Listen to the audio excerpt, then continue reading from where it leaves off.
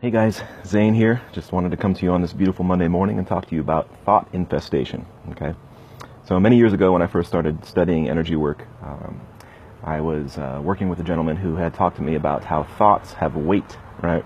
How thought forms are real energetic pieces or distortions that can move through space and time and become lodged in our space and our dense electromagnetism around our body, right? Our aura. And he taught me a very, very special and important rule, I believe, which said, whenever you're talking about someone, imagine that they're there with you in the room, because the things that you say become non-local, right? And they become attached to them wherever they are in the world. They affect them, okay?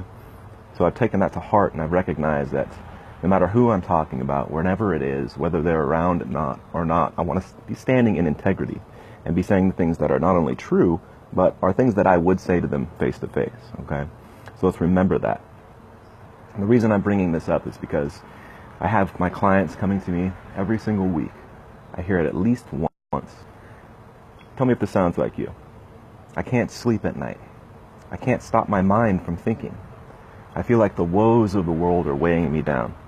I feel like when I'm out in society on a daily basis, people are sucking energy from me. I feel like I can feel other people's worries and fears, and it's affecting me. I feel like I am no different from the person who's on the street who is suffering, the person who is homeless, perhaps.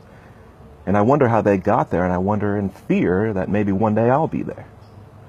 You know, these fears and all of these worries that I'm going through on a daily basis, cause me to stay awake at night. There's a lot of insomnia. The things that I am concerned about and the things that I worry about, I know all come from my empathic abilities and my ability to harness others' energies or harness my own energies and be there with myself or with others and hold space for each other. But I don't know how to use these empathic abilities. Right now, they just seem like a burden. I hear that all the time, guys. Now, does that sound like you? Probably, right? So I had those same beliefs myself back in the day. But I want you to listen to that language. I feel other people's feelings. I think other people's thoughts. I stay awake at night thinking all these thoughts and feelings and worrying about things that aren't my things to worry about, right? That's thought infestation right there. That's thought infestation in your own space. Those are other people's worries, other people's woes, other people's thoughts that have infested your space, okay? So I'm going to walk you through a nice little technique to work you through this.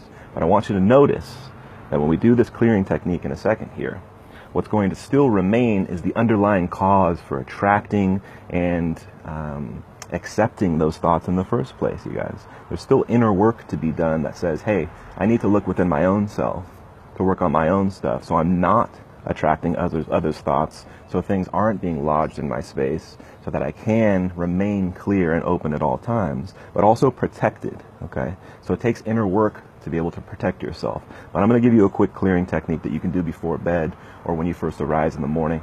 So what we're going to do is we're going to imagine that there's a circle around you, about the size of a hula hoop, I'd say. This is your magical circle, I like to call it, okay? It's a ceremonial magic technique. It's really cool stuff. And we're going to banish this circle with your breath, okay? So with your eyes closed, all you're going to do is expand your awareness out with a nice inhale all the way out to the edges of that circle.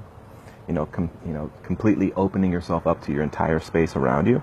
And what that's doing is that's forcing out everyone else's stuff. All the thought forms, all the distortions that you collect throughout the day, throughout the week, at work, on the road, at night, whenever it is. When other people are talking about you that aren't even near you, you're collecting that stuff too.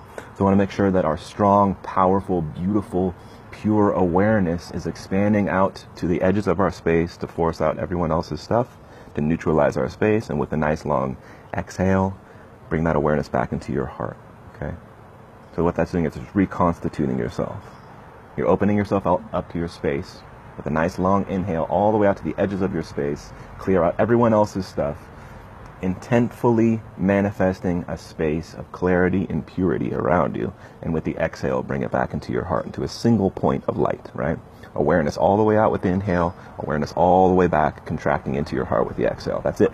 Do it 3 times, clear out your space, banish your magical circle, and you can move about your day not worrying about picking up other people's thought forms. You know, when I started doing psychic work, and, this is one of the first things I started with a long time ago. I had a mentor that was a Native American, and he talked about how, again, thoughts are forms. And, say you're in an argument with someone, and the argument doesn't end right, you don't come to completion, and the person storms off. Well, whatever you say to them at that point, because their back is turned, you're actually lodging those thought forms into their space behind their head, right? And I saw this, I got into a space where I was able to do some auric cleansing, and I could see those distortions, those brown and black distortions in people's space. And it takes a psychic healer or someone who is intentfully trying to help the person to pluck that stuff out of the space, right? So we actually did that kind of work, pretty crazy stuff. So, but the reason I'm mentioning that is because I saw with my own two eyes that thoughts are forms, and thoughts do affect people in that way, especially non-locally. So I bring you this message today, guys, that says, even if you're talking about someone that's not there, talk about them like they were there, because they're feeling everything you're saying, okay? Remember that. We're all connected in that way. Thoughts are non-local. Words are non-local. Your words have such power. Your words are truly magical. That's why they call it spelling. When you're spelling things, you're actually becoming a magician and creating things into this world. That's the type of magician you can be, okay? So remember that. That's why your intent is so powerful. That's why when you want something in life, you affirm it. That's why you spell it into reality, okay? Because your words have power. So remember, when you're using your words and you're creating things in the world, don't create bad things for others, okay? And we talked a bit about how that inner work that needs to be done, that collects other people's thoughts, that collects people's stuff, because we accept it on some level of our being. We're accepting the negativity of others, and that's what's keeping us up at night. Now that resides deep down in your subconscious, and that's the inner work you need to do. Well, the technique I gave you a couple of minutes ago about banishing your magical circle, that'll clear you out for probably a couple hours. And you can sleep well if you want, or you can wake up in the morning and clear yourself out for the day, or you can reset in the afternoon and do it again. But it'll keep coming back. You're still collecting people's thoughts and feelings and woes of the world if you don't do your own work and look within, okay? And that's the kind of work you can do with me. I'd love to help you with it. So if you want, I'm going to leave my link to a discovery call. I have an 8-week course for people who are looking to do this inner work, and you can do it from home. Pretty cool stuff. 8 weeks of coming to know yourself intimately. It's truly amazing stuff. So it works with Jungian processes. It works with the alchemical. It's truly an alchemical journey, transmuting the dark into light within. How are we doing, guys? And as you're walking that alchemical path, you're actually looking within yourself and helping yourself grow from the inside out. It's beautiful stuff. But the point is that you're able to do that inner work. I'm giving you techniques to look within and to know what to do with those underlying emotional causes of your obstacles that you'll find. And you're able to do this from the comfort of your own home. It's beautiful stuff. So 8 weeks to coming to know yourself intimately. The course is called Channeling the High Self for Spiritual Coaches. And I also have a mini course that I just released as well. So it's the first 3 weeks of the full course for a discounted price, of course. But you can actually get all the first 3 weeks released to you instantly. So I'll leave those numbers and that information above in the description up top. And it's been great talking to you guys today. And I'll see you all very soon. Have a great week, and we'll talk again.